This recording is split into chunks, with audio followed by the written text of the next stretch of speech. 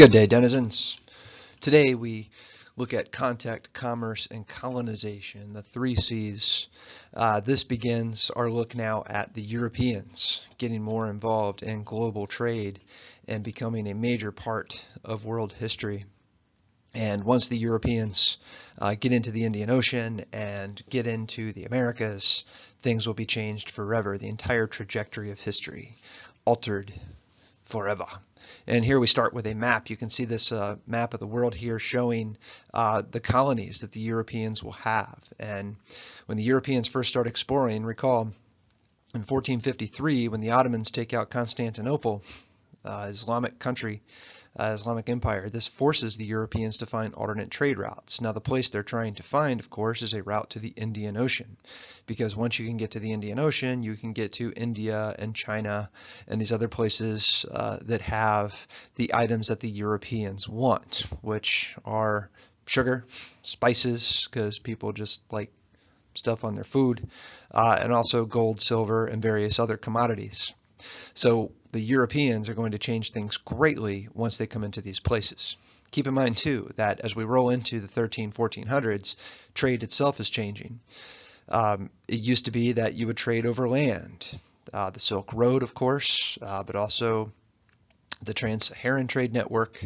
Now, the Indian Ocean, there had always been trade in the Indian Ocean, but it was a matter of long distance trade in the Indian Ocean. And by the time we get into the 13 and 1400s, civilizations have the technology to be able to trade across oceans, further out across oceans and along longer distances. And of course, traveling by ship, you can carry a lot more and perhaps even faster as well.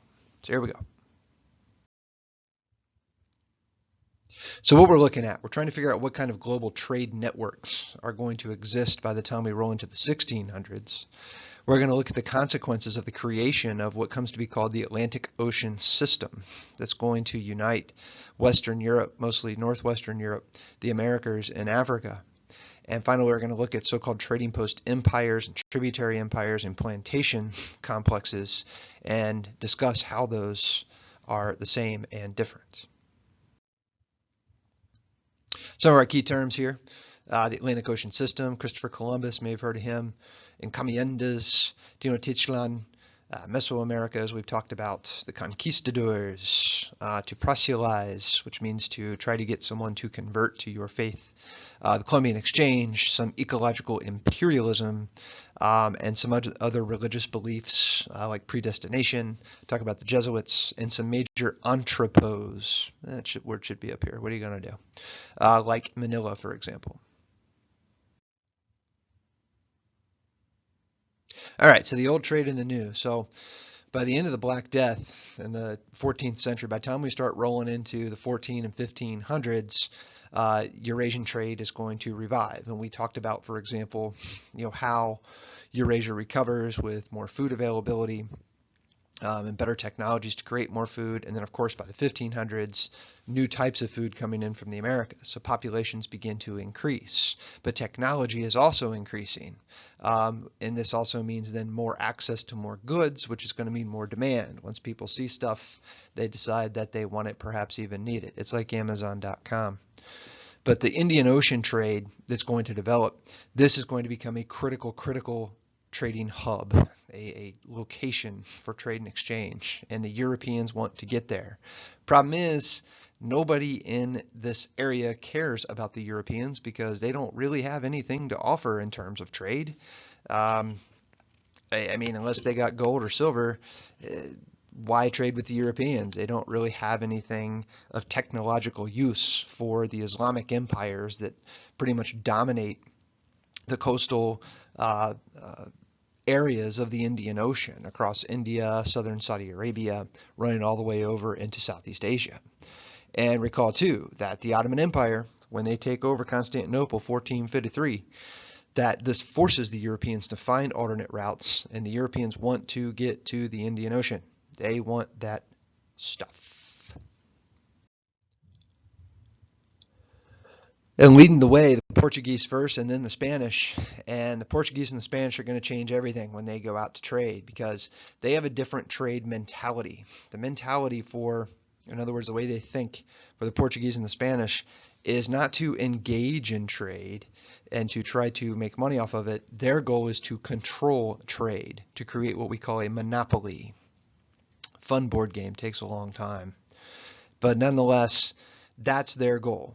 And that's going to be quite a bit different from the way trade is carried on before they come into the Indian Ocean. In the Indian Ocean, these empires there practice what we call essentially free trade.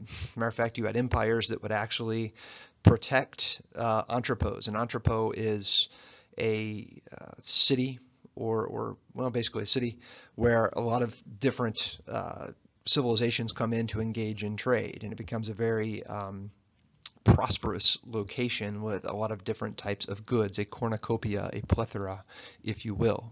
I like cornucopia better. It means a lot of different stuff and a lot of it.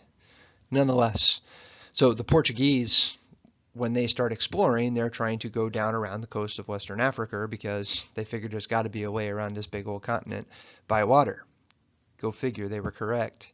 But nonetheless, they start going down around the coast, as we saw in the video clippage last week, and Diaz and later on Da Gama figure out that they can get around Africa and up into the Indian Ocean. And of course, Spain by 1492, after the Reconquista carried out under Ferdinand and Isabella, they're going to commission, in other words, pay for Columbus to try to get to Asia. But Columbus has some funny ideas. He thinks he can get there by going that way, west across the Atlantic. What exactly do the Europeans want? What's motivating them? Well, I mean, a flip phone would motivate anybody. I used to have a phone like that.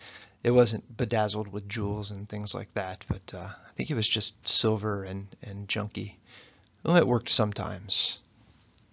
I think mine actually had a hand crank on the side. I had to get a signal somehow. I digress. What the Europeans wanted, you can see it here, right? Gold, power, prestige, control trade. I should probably have some spices in here. They wanted video games. Just kidding. But yeah, they wanted these types of valuable things: gold, silver, spices, but also the idea of power. Also to spread their faith, their own religious faith. That's what the Europeans sought. But think about why. Why do you want this stuff? So yeah, another major motivation obviously is to proselytize. To proselytize means to try to get someone to convert to your faith. So it's kind of like maybe sort of like Jehovah's Witnesses coming to your door to an extent, I guess, or basically, some religious group coming to you saying that, hey, you should, believe in our faith because of these reasons. Of course, the Europeans were a little bit more rude about it back in the 1500s, but nonetheless, this becomes even more contentious after the Protestant Reformation in 1517, because now you have these competing Christian faiths, Catholicism and Protestantism, and countries that practice these faiths, like England practicing Protestantism, or the Spanish and or the French practicing Catholicism. And then on top of all that, of course, these people want their spices and they want their sugar. Why? It's tasty. Okay, so trade in the Indian Ocean. Trade in the Indian Ocean brought together all different types of ethnic groups, religions, merchants from all around. And they traded silk from China, spices from everywhere, textiles, which is cloth, aromatics, in other words, like perfumes, things like that, so you smell better. Back then you didn't take a shower, you just poured on some type of smelly, flowery liquid. Dates, not like as in, let's go out on a date, but dates as in the food. Wood and porcelain, things like this. Later on, by the mid to late 1600s, coffee becomes very, very popular. The first Starbucks opens up in Mumbai in 1603. That's just kidding. But it was right next to the subway station. Nonetheless, and the Subway restaurant, they're everywhere too.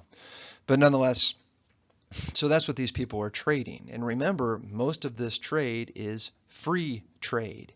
And all of these ports, you have merchants visiting all of these ports, these entrepôts like Goa, Malacca, Mombasa, Basra, and various other places. And a lot of local leaders would actually protect these places from pirates. They would create warehouses for merchants to store their goods. They would let merchants, stay overnight for free. Why would they do this? Well, money talks. And indeed, these merchants, it was free trade, right? Some leaders might charge you a tax, but that's also not always a great idea because that might lead a merchant to go trade someplace else. So for the most part, this was free trade. But when the Europeans come in, this is all changed because the Europeans don't quite understand the concept of free trade. They see trade networks and they say, hey, I want to control that, to monopolize and control trade. And eventually they seek to colonize as well. And a big reason why the Europeans were able to get into the Indian Ocean trade was the accidental discovery of the Indian Ocean gyre, as we saw in the video clippage there, where ocean currents, run just beneath the surface of the ocean in this kind of circular, ovaline, even kind of pattern. And these also, reverse during particular seasons. Well, once the Europeans figure this out, they're able to jet across the ocean pretty quickly, relatively speaking. And two, a lot of these merchants, European merchants, by the 15 and 1600s, they really seek out silver and gold, of course. You're always looking for gold, but also silver because of huge demand from China. China has a huge demand for silver because it becomes a foundation for their economy, the exchange of actual silver coins and perhaps even gold.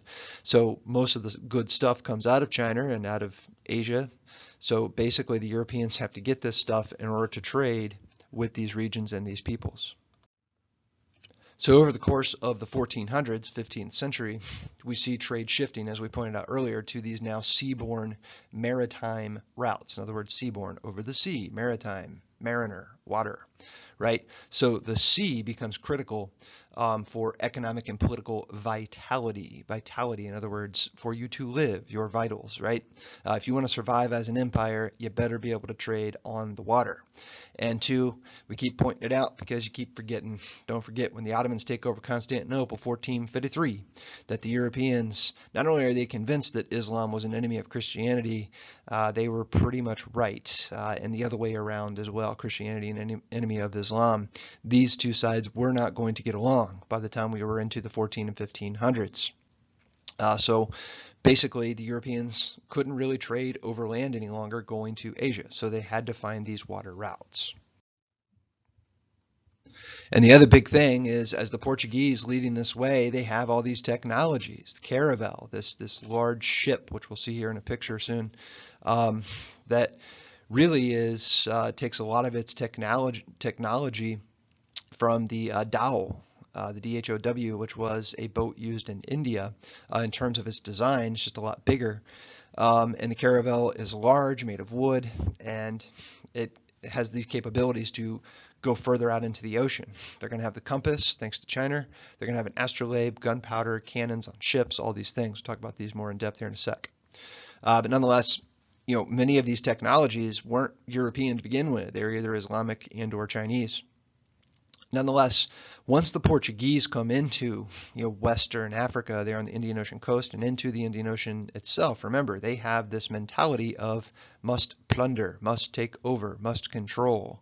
So they're going to establish fortresses on the coasts of many of these places in Western Africa and into southern India. And ideally what the Portuguese try to do is they try to get islands off the African coast so that they can create sugar plantations because people like sugar. And a lot of these plantations will eventually be worked by slaves that were either captured or traded from Western Africa. And eventually this model of, purchasing essentially, well, it'll become purchasing or trading for slaves from Western Africa. This is going to be transported over to the quote unquote New World, the Americas. And here you see the technologies. You can see up there on the left the caravel ship, and it also has the lateen sail, the triangular sail. You can see here as well the astrolabe. The astrolabe was is an inclinometer. In other words, it's used for measuring angles, like of a slope or an elevation. Y equals mx plus b squared? I don't remember. Or a depression of an object with respect to that gravity's direction, right? So in other words, trying to tell where you are based on angles. Ooh, geometry. It's the only one I was halfway decent at. Probably not anymore. But nonetheless, this thing was part of some of these technologies that Europeans used in order to navigate the seas and figure out where they were. And not only that, but this technology was not widely available until techniques for making things improved by the 13 and 1400s. Now, the astrolabe had actually been around since antiquity, since the Greeks, ancient Greeks, essentially created this thing. But it becomes much more widely available by the time we roll into the 14 and 1500s, well, really the 1500s. You also have the mariner's compass, or just, the compass, actually a Chinese creation there. You also have the sextant, which doesn't actually come around into the 1700s, but it was actually developed by John Hadley, who was a English mathematician. And the sextant essentially is used basically to measure the angle between an astronomical object and the horizon, right? So you can use celestial navigation, i.e., or in other words, using the stars, in order to navigate across the sea. Obviously, the Europeans also come in with the gun. Now, of course, the gun, also a Chinese invention. But nonetheless, with all these technologies, the Europeans are going to have a major advantage, especially when they come into the Americas.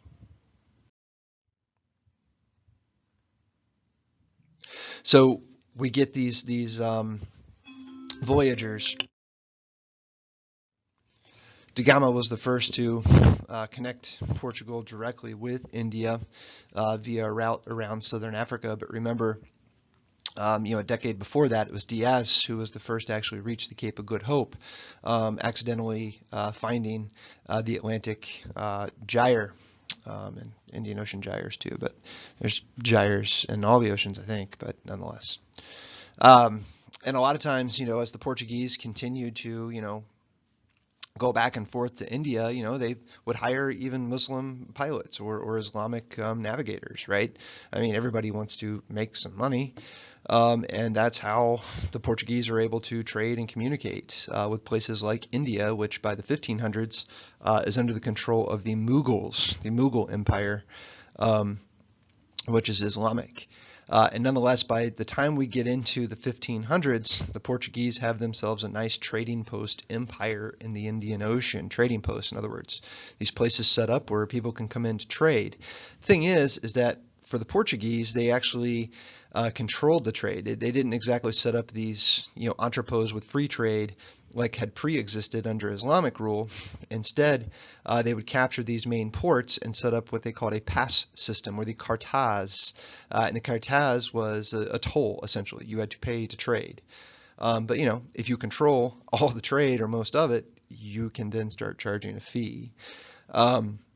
And eventually Lisbon, Portugal, capital Portugal, is going to eclipse Italian ports. It's going to surpass Italian ports as the main entry point and port for if you want to get Asian goods. So surpassing even places like Venice. And soon we will have a new epoch, a new point in history, a new time, a new era that's going to develop, because somebody is going to accidentally run into the Americas. And that's where we will pick up with part 2 next time. So until then, you have finished part 1. I'm signing off. See ya.